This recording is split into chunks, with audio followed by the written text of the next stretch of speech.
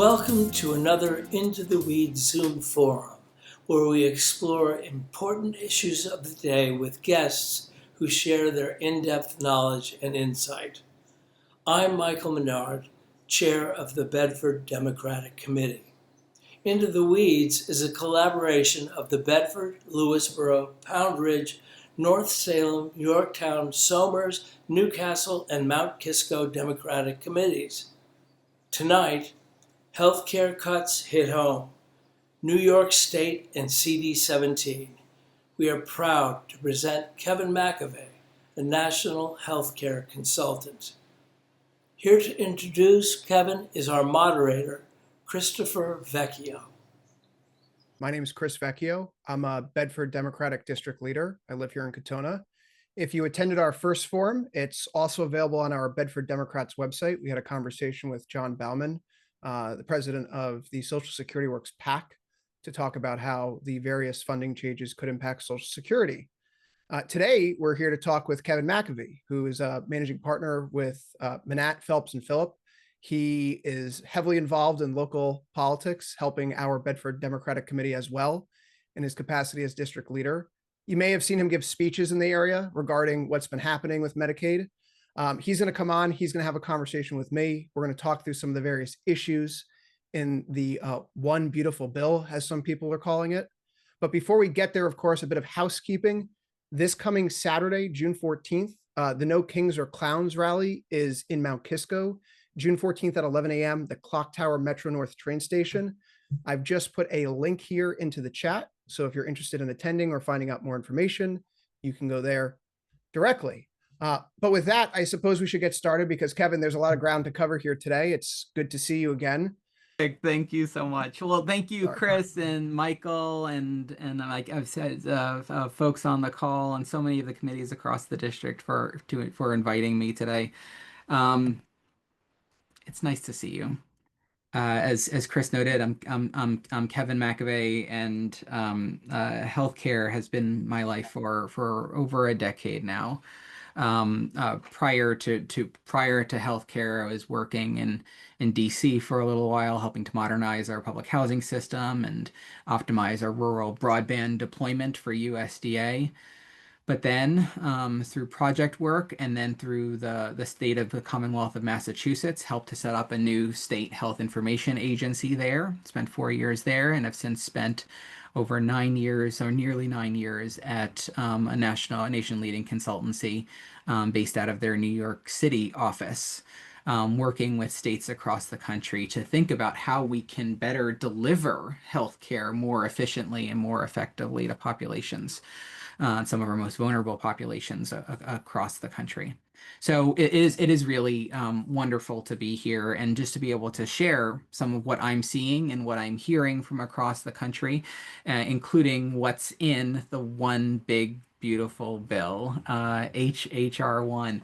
And it is a doozy. And I love that we're doing this on Zoom because I get to do things like this, like throw the link to this bill in the chat so you can productively multitask and actually look at the bill itself. It's pretty enormous. There's a lot in there. It's incredibly sweeping. However, is not entirely, at least in the healthcare realm, completely surprising.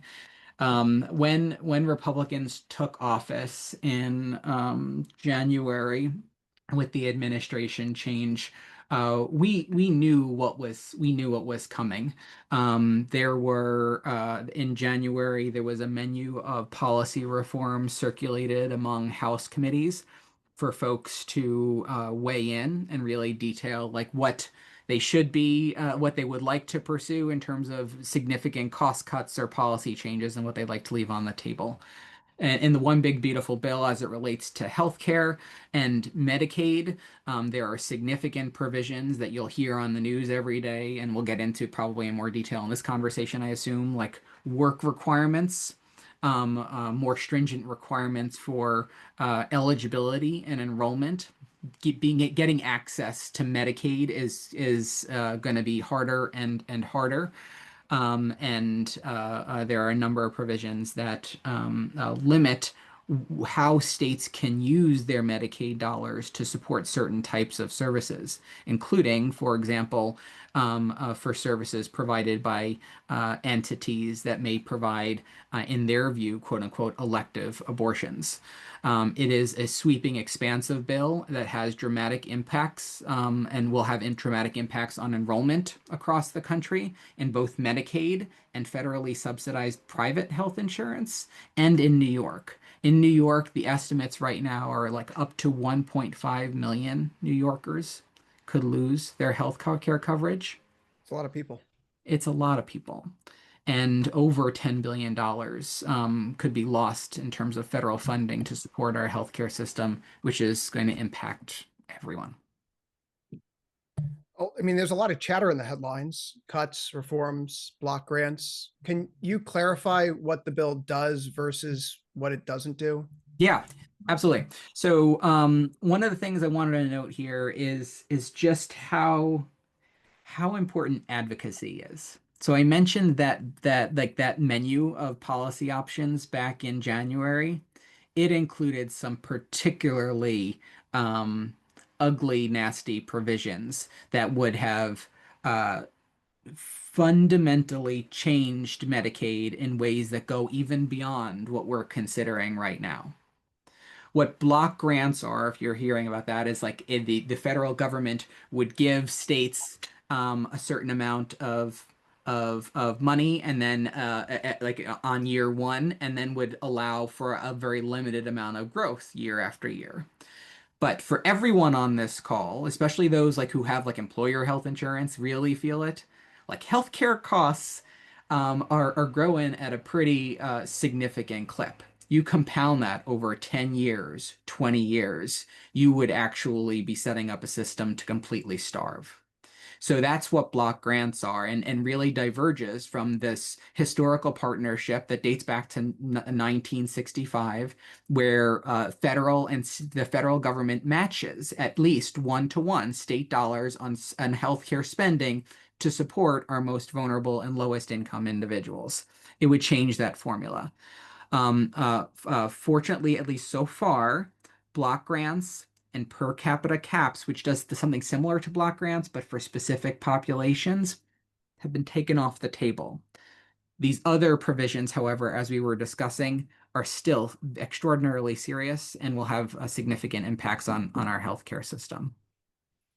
All right, so let's start getting into the weeds a little bit here. How would the bill affect state flexibility in managing Medicaid? Are we talking about more autonomy for the states, or is this just more unfunded programs? So, it's a really interesting question. So when you kind of like look at like the Republican headlines over the course of the past 10 years, Mhm.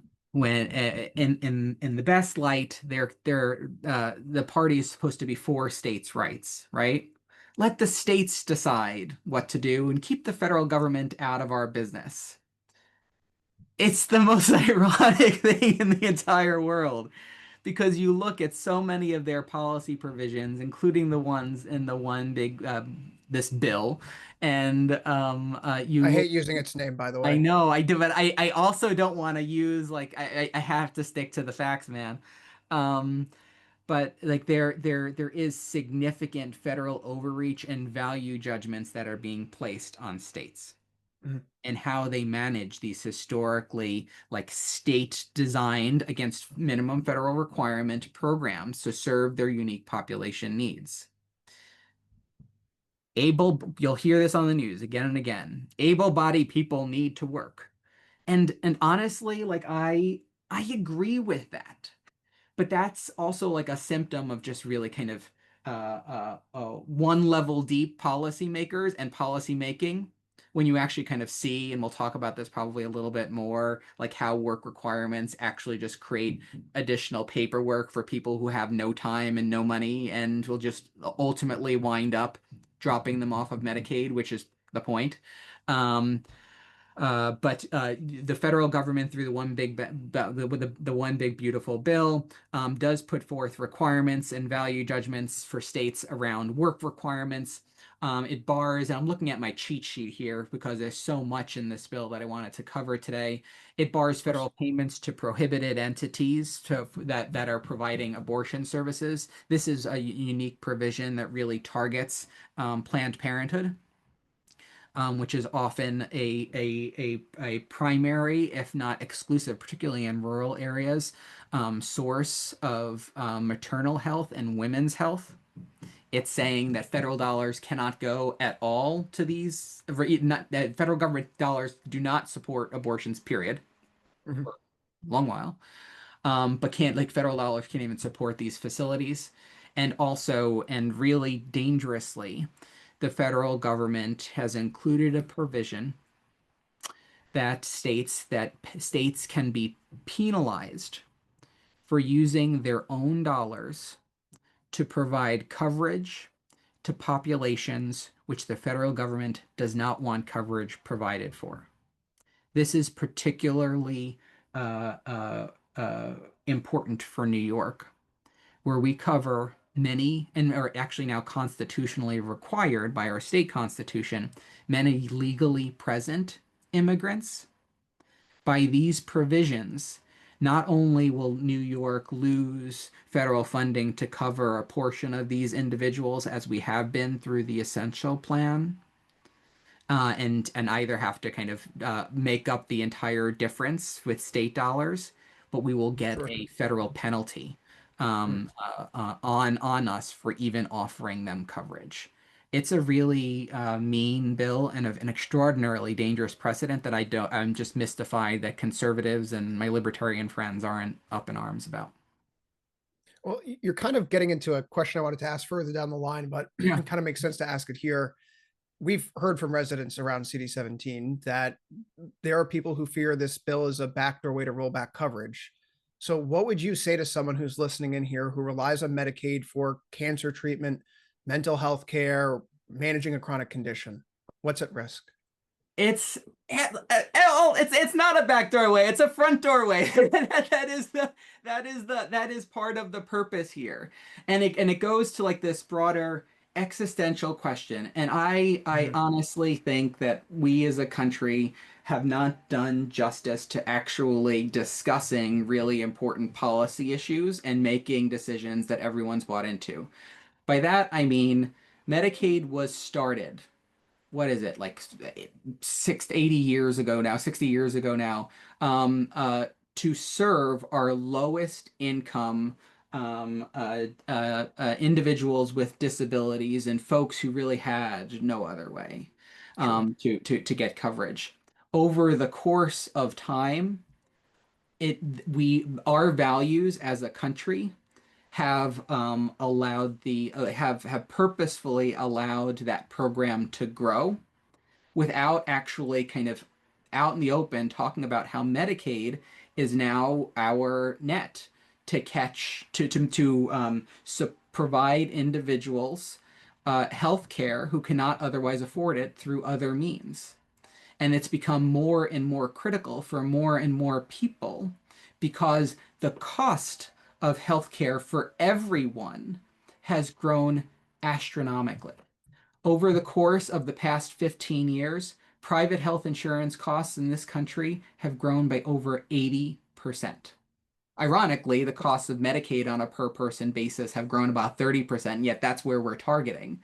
But as healthcare costs grow more quickly than income, more and more people are left in this gap, and Medicaid through various policymaking, whether it's CHIP or the ACA, has caught more people.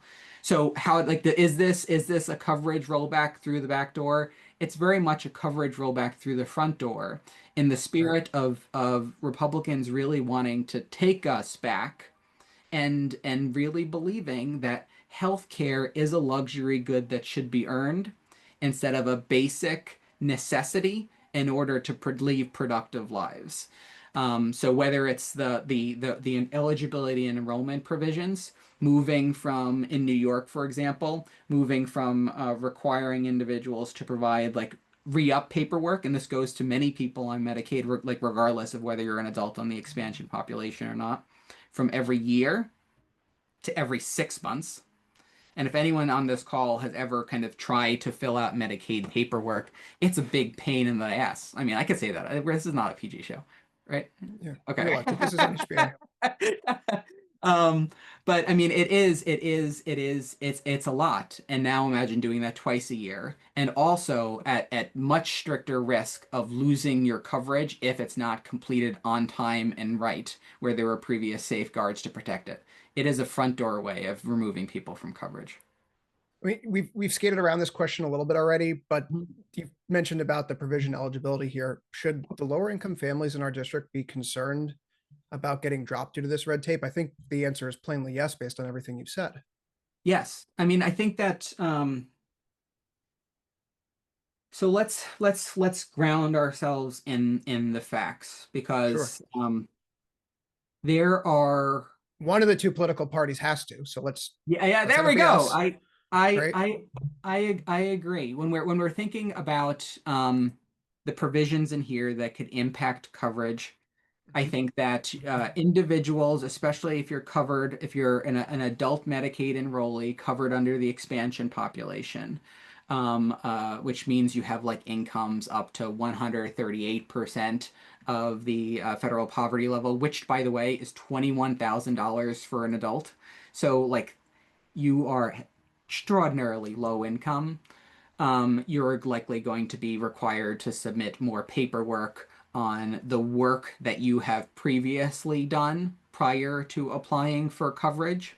And the state is going to have to develop systems and develop infrastructure to kind of support review of that work. So if you're looking forward to dealing with like state and government more, this is your bill. The new eligibility and enrollment requirements, again, moving, doubling sometimes for many people, the number of times you have to re-up verification in a year for a significant portion of our Medicaid population in New York. That's also coming your way. They again, like, they're sunsetting different provisions that allow you to keep, if there's like a paperwork issue, you could be Right. covered. Um, that is going to go away, and also retroactive enrollment. This is particularly important for older individuals who Yeah. might be Medicaid eligible, especially if they have a crisis event. They like the time period of retroactivity has been condensed considerably. Well, can we pivot there to talk about Yeah, seniors for a second? How yeah, does this bill treat long-term care services, particularly for seniors and those with disabilities? yeah. So Medicaid is just such an essential part of our long-term care system in this country and in New York. Frail elderly folks, 5 and 8 people residing in nursing homes are on Medicaid. 43% of adults under the age of 65 with disabilities who are not in an institutional setting are on Medicaid. 1 in 5 Medicare beneficiaries are on Medicaid. These are the folks known as dually enrolled. These are folks who are going to have to kind of many of whom are also going to have to comply with these renewal requirements. And there's another point here that I want to just dig deeper on since we're going down into Go the for it. um, so much of the conversation can just stop at like who is going to be directly affected by this bill and these cuts, as opposed to thinking of the broader ecosystem that's going to affect everyone. So you think of the 1.5 million New Yorkers who are estimated to lose coverage because of this bill. We're taking healthcare away from people who have very little. And you know what? Like, like I'm gonna see. We'll talk about it. Um, $10 billion coming out of the New York State healthcare system, out of hospitals we all depend on. What happens when a hospital no longer is able to make its revenue targets? They have tried to the extent the market allows, increase costs for people or reduce services for people. And when you reduce services, that has impacts on our workforce and our local economies. It is like a missile going off in many of our communities. and in our healthcare system on which many of us depend. And that includes folks who are depending upon our long-term care facilities. One other nuanced point, if I may just make here on long-term Absolutely. care. So the state, like even a state like New York, and as Governor Hochul has said on a number of occasions, and on this I agree with her, there is no state in this country that can make up the losses that they're going to confront with this bill. So policymakers are going to have to make some really hard choices. Either they release people from enrollment or shrink benefits or reduce rates that others in this system that are dependent upon, like other providers in the system that are dependent upon Medicaid, are receiving. So while like long-term care facilities and home and community-based care providers aren't at the epicenter of this, it is very much going to impact our healthcare system. And it's incredibly disingenuous of our policymakers, including our representative, Mike Lawler, to say otherwise. Yeah, let's talk about Mike Lawler for a quick second. You also mentioned that there are hospitals that could be affected. Are there any hospitals in CD17 that could potentially be impacted by what's going on in this bill that Mike Lawler voted yes on? Yeah, well, I mean, he knows this. I mean, he does. I I know mean, this too, yeah, but you for know, all the people. yeah, but so I think it was like last February, early last year. It might have been yeah, early last year.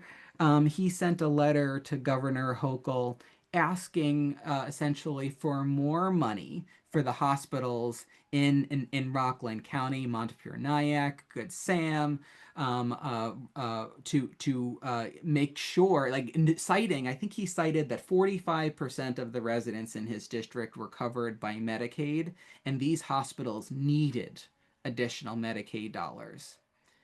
And yet now he has already voted once for a bill that would be devastating for his community in Rockland County and for those hospitals while celebrating their mini milestone events and fundraisers. So it's an interesting position that our congressman is in, and he's going to have to navigate.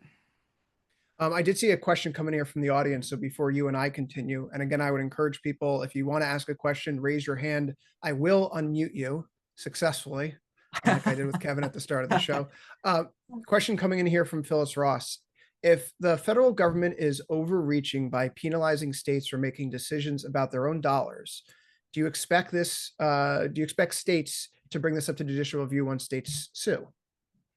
Yeah, so I mean, I do expect, and we have already seen significant lawsuits coming forward from, I think we have, there's a cadre plus or minus of 22 attorneys general, mostly representing Democratic states right now. There are some issues that have everyone riled up, including there's a provision in the bill that pauses all AI decision making at the state level across the country until the federal government says what it wants to do. So everyone's kind of feeling that. And actually, a little bit more concerningly Yeah. with that particular piece of legislation, it also gives $500 million to the Commerce Secretary to implement AI systems and integrate them into the Commerce Department extensively moving forward. Yeah. And AI has its faults for those that use it. Like even the logo that we made here, do you know how many E's showed up in the first iteration of Weeds? Okay. It's All right. learning, Chris. It's learning. Right. Anyhow, go ahead. But yes, I mean, I think it's a great question. There are lawsuits already. I do think that the federal government has authority to determine how and what dollars states get back through what programs. I mean, right now. I do think, and I'm not quite there yet, but I think that there is a possibility that we should be considering whether there are broader actions that states need to take to ensure that, especially for donor states like New York, we're getting back federal dollars in proportion to what we put in. I really feel for California. On an average year, like New York puts in $2,000 per person more into the federal coffers than we get back. California's like I think more than double that. And yet, you know which states are getting penalized the most for providing robust safety nets? It's New York and California. New York was called out, I think, 3 times in some missive that came out from CMS a month or two ago, citing us and our nefarious ways of providing healthcare coverage to people. Okay, so you've touched on this here briefly in answering Phyllis's question. How might the bill shift funding between states, and will high cost of living states like ours, New York, be at a disadvantage? Yes. Okay, succinct. No, I really, I mean, like they're like the California and New York, Massachusetts, New Jersey. These are states that have invested and really believe, have long led the nation in believing that a really strong safety net lifts everybody. We all need, and I think many of us, particularly on this call, may agree, safety and security in our neighborhoods and our housing, access to a doctor when we're sick for us and our children, access to food, access to a quality education. And you go down that list, and each one of those is right now under attack by our federal administration as something that must be earned. I wish more folks in the administration had a little bit more of a hard scrabble life or remembered it, as the case may be, knowing that these safety nets are real, and these systems that we set up and invest in are as important as they are to allow folks to realize their potential. Well, even when they do, someone like Paul Ryan, Mhm. he was more than happy to pull up the ladder after him, which is obviously something that's antithetical to how we I believe the mean, world should be as our vice Democrats. president, I have his book Jade, somewhere in here. Like, uh, it's just like my I will hillbilly. never admit on camera that I purchased Hillbilly LJ. I You have totally though. will admit it. I just like what a bill. Anyway. Okay, so this is maybe perhaps relevant for Westchester because Westchester has a lot of people who are successful, entrepreneurial, who maybe do their own thing on their own time. Maybe they're working adults who don't have employer-based coverage, but they don't necessarily meet the qualifications for traditional Medicaid. What happens to the Medicaid expansion population here in New York? Yeah, so the expansion population will have to start reporting on their work on a regular basis as they apply for coverage and as they renew their coverage over time. Okay. This includes providing evidence of at least 80 hours per month, and there are pretty discrete categories of what those 80 hours can comprise. I will note, I've worked in many states across the country, including having the privilege of working in quite beautiful Montana. These work requirements are more stringent than what Montana has recently passed as it renewed its own Medicaid expansion program, just as a point of reference. Thinking about something locally, and one of the questions I got from someone in the community who's not here tonight, they asked, school districts rely on Medicaid reimbursements for services like speech therapy or counseling. Will Mhm. the bill impact school-based Medicaid in any way? To my knowledge, I don't think there's anything about school-based health centers or school-based Medicaid provision directly, but I think this goes to this broader theme of shrinking of the pie. When Okay. states have to make really hard decisions, sometimes those things that don't affect our near-term most vulnerable residents are the ones that get cut. I have the privilege of serving on the board of trustees for the Schuyler Center in Albany, which has successfully advocated this year for increasing the child tax credit in New York and really advancing a number of policies that support like healthy families in our state. I am very concerned about these cuts impacting like our not only like our state budget, but many of the programs that reflect our values as New Yorkers. Can you define the expansion group? What's the expansion population, by the way? Yeah, so the expansion population are adults who make up to the 138% of the federal poverty level, who don't otherwise qualify for among many of these other categories, traditional Medicaid, which tend to be lower.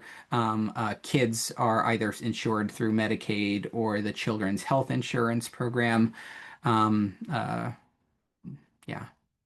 These one other note for Medicaid Mhm. adults, and just on the work reporting requirements, something I didn't mention before. Mhm. It is really easy and actually quite infuriating when you hear Speaker Johnson of Louisiana talk about who he's going to be kicking off of Medicaid.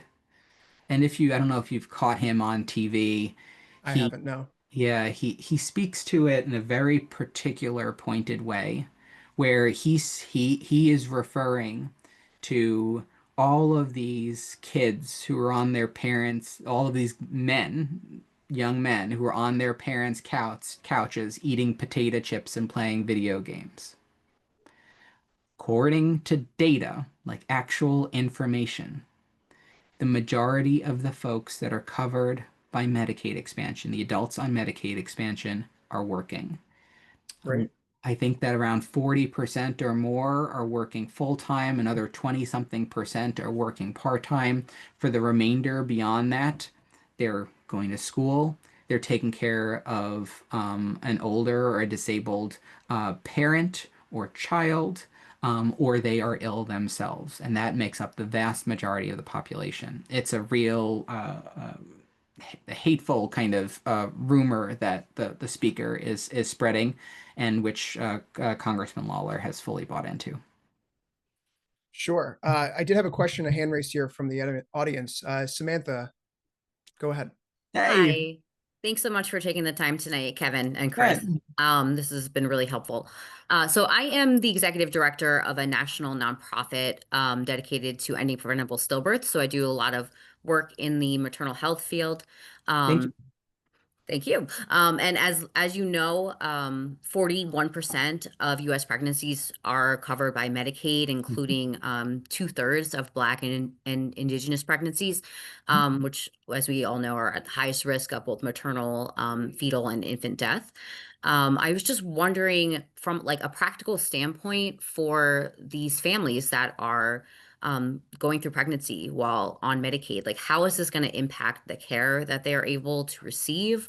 What kind of like practical things can we as advocates out in the community be advising people to make sure that they are able to maintain their coverage and get the care that they deserve? Yeah. I mean, it's a great question, and it's one that I don't think is ever more important than it is right now. Um, you mentioned health disparities in this country, which are real, which are pervasive, and which our administration doesn't want to talk about anymore. They've in fact been going through proposals at the federal level, state waivers to look for anything that relates to health equity and seeking to defund it explicitly without embarrassment. And it is just so abhorrent and ignorant and ultimately destructive for our country and so many of our most vulnerable among it. So on your question, what I would advise is for advocacy. I'll talk to advocacy and then education briefly. Advocacy in for right now, I think fight the bill until it's signed. And that's my advice to everyone. Really, that this is a couple of votes in the House and a couple of votes in the Senate who are not normally, who might not be a different cast of characters than we're normally used to seeing. Um, and see if we can get this bill more time to breathe and for people to understand what's in it and see ultimately where the final votes land. If provisions in this bill last in a final law, I think that I would advocate for as much funding as possible for currently drastically now defunded programs for connector support and outreach support and personnel to actually help individuals navigate this often complex system. And then on the side of the beneficiary, I would strongly educate them on what they need to do. And it's small things like, a month in advance of your renewal date, 2 months in advance, start to get your paperwork together. If it doesn't come in the mail or you've recently moved, that's not something that you can kind of let slide by anymore. You need to be really on top of that. And otherwise, I think that this is an administration that's not going to look the rules that are now going to be in place are going to be much harsher for anyone who misses those enrollment deadlines. I think being as proactive as possible is going to be important. I hope Kevin, that's if I could just take a little bit of like a sidebar to talk about some of those racial and ethnic disparities in maternal yeah. and infant health. Keep in mind that a lot of the data that we have that's currently available on something like health.newyork.gov only covers up until 2020. Mhm. So this is pre-COVID. This is while systems are still very much in place. The impact of the Trump administration term one is not really being felt. So from 2015 to 2020, Black non-Hispanic women in New York are dying from pregnancy-related causes at a rate of 54.7 people per 100,000 live births, which is 5 times higher than their white counterparts at 11.2. 3 out of every 4 maternal deaths in New York, 73.6% were deemed potentially preventable from Mhm. 2015 to 2019. And how is that So, acceptable? How in what country is that acceptable? In what state? Nevertheless, to turn a blind eye to it. and the fact that we consider ourselves a liberal state, a blue state, and we Mhm. are allowing this to happen under our governance is, I think, a real shame. But this is already when Medicaid is not being gutted. Mhm. This is when the systems are supposedly in place. They're not perfect as as they are right now. But if this is the backdrop when things are supposed to be working, we have a problem coming down the pipeline, if Yeah. to say it bluntly. It is going to be a hit to everyone, but a real punch to those who could sustain it the least. And that on like a moral level is something I feel is just incredibly wrong. And I don't know how our policymakers can feel okay about these votes when it's not about reducing the deficit. And I just want to kind of, if we could pause for a moment there, like the one big beautiful bill is going to increase our deficit spending, but what I think the latest estimate's at least 2.7 per the CBO, like $2.7 trillion over time. And they can't even get their talking points straight. They are now like the Republicans in Congress are now trying to discredit the Congressional Budget Office, another institution which is just saying something they don't like, so that way they can skate by these issues and this reality that they're taking dollars from some of our poorest members in this country to give it to some of our wealthiest. And on top of that, this is flying in the face of conservative House members this week just sent a letter to their Senate colleagues, actually asking and encouraging them to go after bigger cuts in the Senate's bill, admitting that this bill does not actually increases the deficit in the rosiest of scenarios. So they can't get their talking points straight, but no matter which of their talking points you use, most of them are pretty disingenuous and some are outright lies. So let's talk about the data here. You Mhm. mentioned let's try to stay grounded in fact. If this bill passes, what are the projectable 1, 3, and 5 year consequences for our Medicaid budget here in the state? And what does that mean for our county, our congressional district health systems and hospitals? Yeah, it's a really good question. So again, just to remind us all, and this is both what the governor's office released, in which Congressman Lawler has recently, as recently as this week, last Friday, he sent a letter to Speaker Johnson asking for reconsideration of some of the provisions in this bill, which he voted for, citing these numbers. So They have his fingerprints on them too, adding to the veracity. 1.6 million New Yorkers losing their health care coverage with this bill, over $10 billion in federal funding.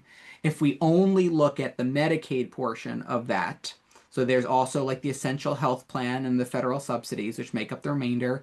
That's $6.6 billion in federal funding lost for Medicaid each year over the 10-year period. That results in a $14 billion lost in state economic output, $9 billion in state GDP. An estimate, this is per the Commonwealth Fund, nearly $40,000 direct health jobs, and another $32,000 of like other jobs in the communities. This is going to ripple through many of our communities when you consider that healthcare is nearly one out of every $5 of our GDP. A hit like this will impact everyone. I'm pretty sure that on this call we have, I don't know, 15 people, maybe others will watch the recording. I bet a quarter of us, if not more, have someone in our families that are employed through the healthcare system. So we've been talking about a lot of what this bill does wrong, but like, what's the number one thing that Mike Lawler is doing wrong for his constituents with this bill? You know, not being honest, I think is probably my number one. Is I that mean, a particularity with this bill or something broad? well, About we're him? just gonna stick to this bill for now. Okay, sorry. Yeah. But I think that policy, the folks that we elect to represent us, they're going to have to make sometimes calls that we wouldn't make because they're trying to look after our, so hopefully trying to look after our collective best interest. And I appreciate that. But you know, like the one thing that I would want is just a certain amount of candor.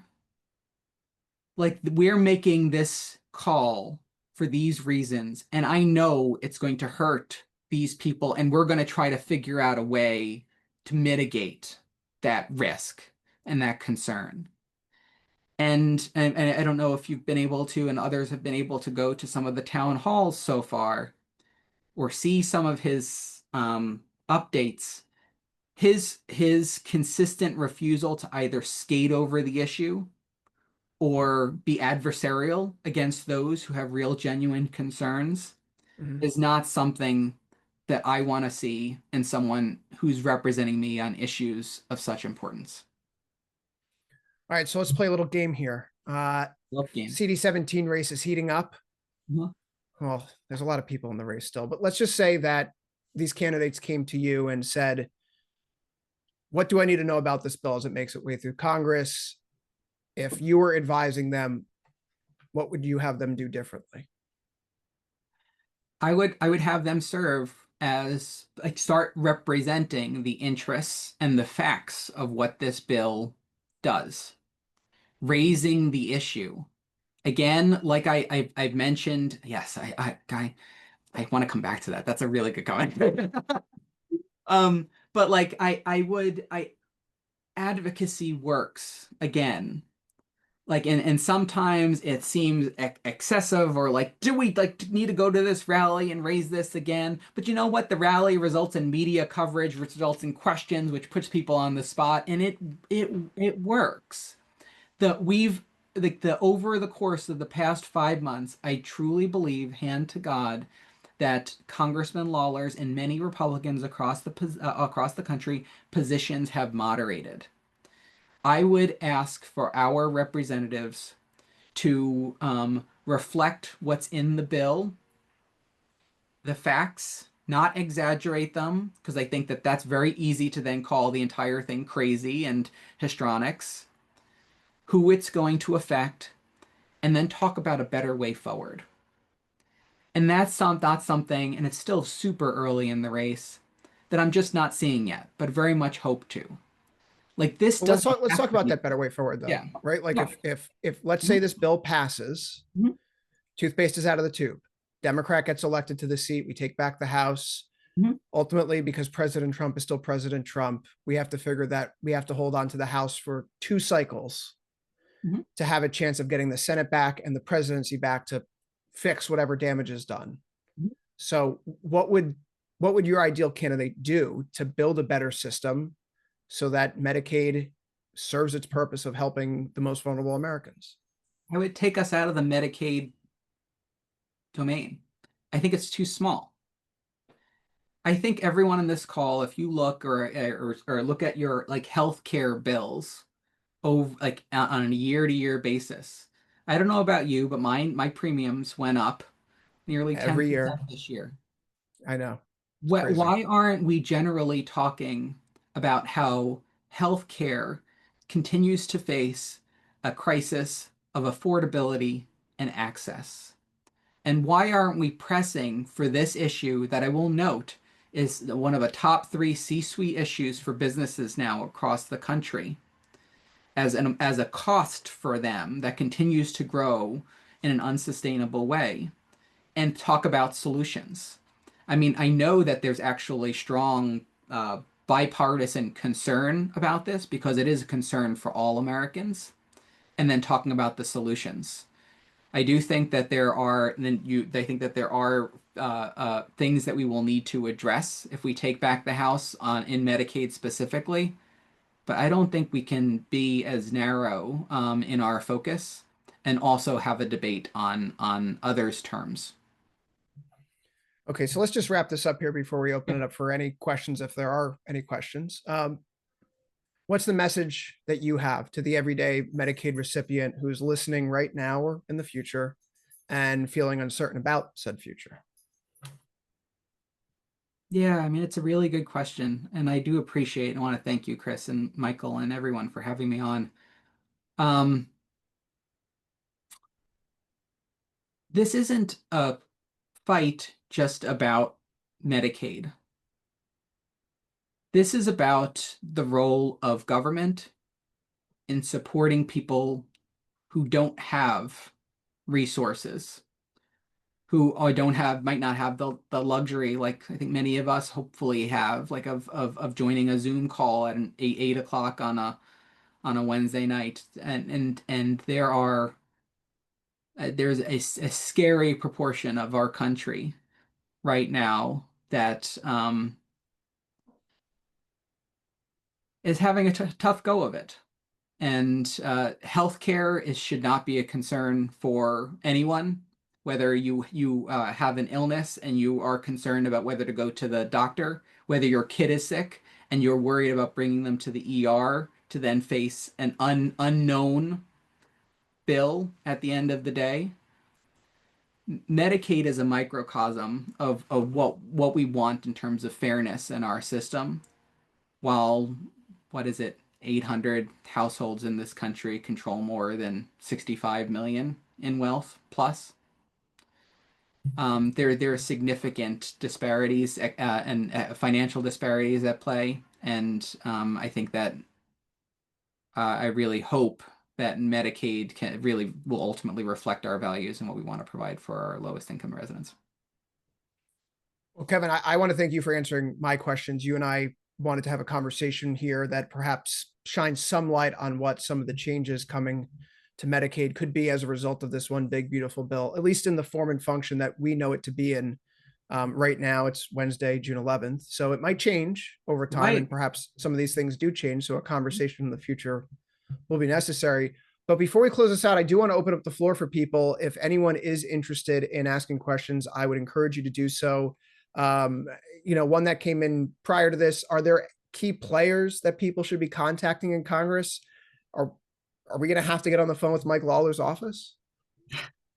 I would encourage you to, and one thing that I have heard consistently is that his staff have been really generally pretty available and do take stakeholder considerations seriously. They make sure that they get in front of the congressman. I would keep the drumbeat up and continue reaching out to your congressman. Again, advocacy matters. It actually makes a difference. I would continue to reflect that, and also talk to folks in your circles, in your families, in your friend circles about what is at stake here. knowing that many folks will be in other districts across the country and could potentially flag their concern for their congressman. This is a concern that's going to affect us all, particularly hard in New York, which is ironic given the role we play in this country.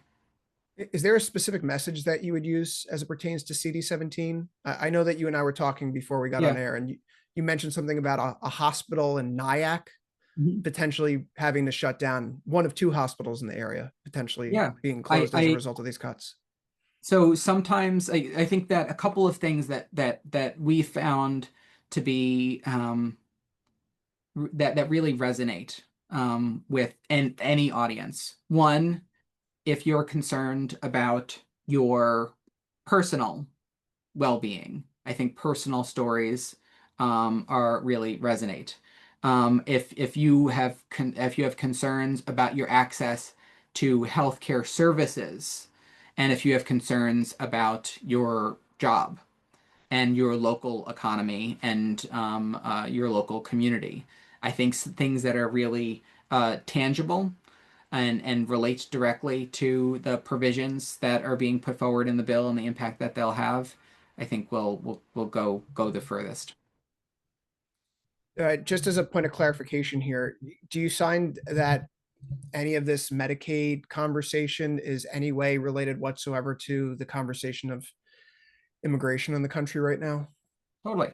I mean, I think that the number of folks who are I think that our immigrant community, which is really ironic because I think we're all part of our immigrant community a couple of generations removed.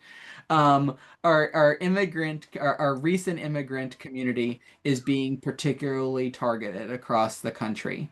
And the provisions in this bill go further than any before to limit how federal dollars are being used to support folks who are legally present in this country and who just may need healthcare coverage to stay well and stay and work and contribute as a productive member of our country. Last question that I see here. Are hospitals required to treat people that come to their emergency departments in urgent condition, regardless of healthcare coverage? And would that be impacted by Medicaid cuts? That is a great question. So honestly, I don't know. Mr. Lawler, Representative Lawler, keeps citing this $1.2 billion statistic that New York is paying for illegal immigrants' healthcare coverage. If anyone can find that number, I'll send you a gift of some kind. I would love to. I just want to know because he uses it in every single line. I mean, it's like he's on TV 3 times a day, so it's not hard to miss it. But the hospitals are required to cover individuals who come in for emergency services. If you are an individual that comes in for emergency services and you are eligible for Medicaid, except for your immigration status, hospitals can get partial reimbursement or reimbursement for that through emergency services Medicaid program. Like this allows hospitals to stay, I wouldn't say whole, because Medicaid rates typically don't cover the cost of services on average that they deliver, but it allows them to stay afloat in our communities. 0.4% of Medicaid spending goes to these emergency services supports in our country to ensure our healthcare system stays afloat, particularly in communities that might have large immigrant populations. I'll also note that when I talk about individuals who are eligible for Medicaid but for their immigration status, that also includes people who are legally here but who might not have, for example, stayed the necessary 5 years to qualify for Medicaid, or who might be refugees, whatever the case might be. But they would also fall into that category. Kevin, that's the end of our questions here, and we've already been talking for an hour. So we're going to have this recording put up on the Bedford Democrats website. We'll also circulate a link to that website page so that you can distribute this to your friends, family, people who may not have been able to attend, people who are interested in listening in the future. Of course, in the future, we'll be holding more of these conversations with different policy experts. Michael Menard is a gracious host, and I'm your moderator, Chris Vecchio. Thank you, Kevin, for hosting this conversation with me. Guys. It's really important that we have this Thank and you. make people Thank you, aware of Kevin. everything. And thank you so much, Chris, for moderating. You know, Kevin, your expertise really is so important. And thank you for sharing. Of course, thank you for hosting, Michael, for Chris, for moderating. It's always good to talk to you, and for everyone for joining. I hope this is the start of a conversation, and please let me know if I could ever be of help to you, your family, your friends, your organizations. Fight's just starting. Kevin, thank you so much. Michael, thank you so much. Hope everyone has a good evening. We'll catch you next time on Into the Weeds.